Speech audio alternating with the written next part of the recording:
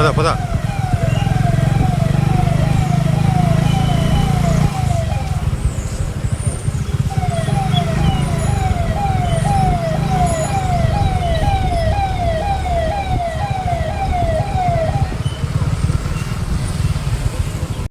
ఈరోజు అంతర్జాతీయ మహిళా దినోత్సవాన్ని పురస్కరించుకొని 8 days యాక్టివిటీస్ పెట్టారు పోలీస్ డిపార్ట్మెంట్ వాళ్ళు.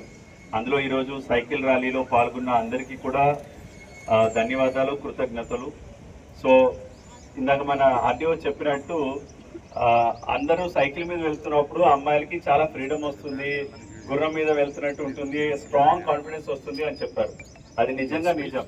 ఎందుకంటే చాలామంది ఇంతకుముందు స్కూల్ దూరంగా ఉందని చదువులు కూడా మానేసిన వాళ్ళు ఉన్నారు.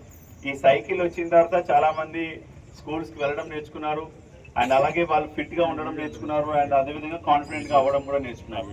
సో ఇప్పుడు నేను కరెక్టర్గా లాస్ట్ 3 years జర్నీ చూస్తే ఏ ప్రోగ్రామ్ తీసుకున్నా కూడా అది గవర్నమెంట్ ప్రోగ్రామ్ కానీ, ఎడ్యుకేషన్ ప్రోగ్రామ్ కానీ, ఎనీ స్కీమ్, ఎనీ ప్రోగ్రామ్, అది ఉమెన్ పార్టిసిపేషన్ ఉంటే అది 100% సక్సెస్ఫుల్గా జరుగుతుంది. ఉమెన్ లేని ఒక కల్చరల్ ప్రోగ్రామ్ ఉండదు, ఒక వెల్ఫేర్ ప్రోగ్రామ్ ఉండదు.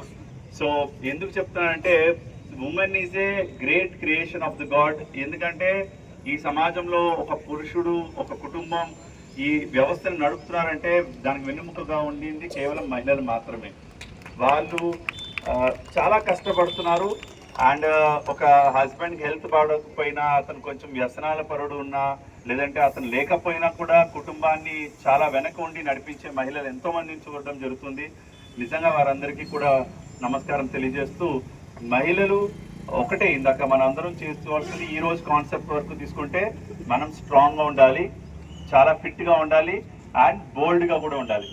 ఎలాంటి కష్టం వచ్చినా కూడా దాన్ని జస్ట్ మనం డేర్గా ఫేస్ చేసేటువంటి ఆత్మస్థైర్యం పెంచుకుంటే మహిళలు ఇంకా ఉన్నత స్థాయికి వెళ్ళడానికి అవకాశం ఉంటుంది. మీరందరూ ఫ్యూచర్లో మీ సిస్టర్స్కి, మీ నెక్స్ట్ జనరేషన్స్కి రోల్ మోడల్గా ఉండి మీరు అనుకున్న కెరీర్ మీరు వెళ్ళాలని కోరుకుంటున్నాను. జై హింద్. Thank you.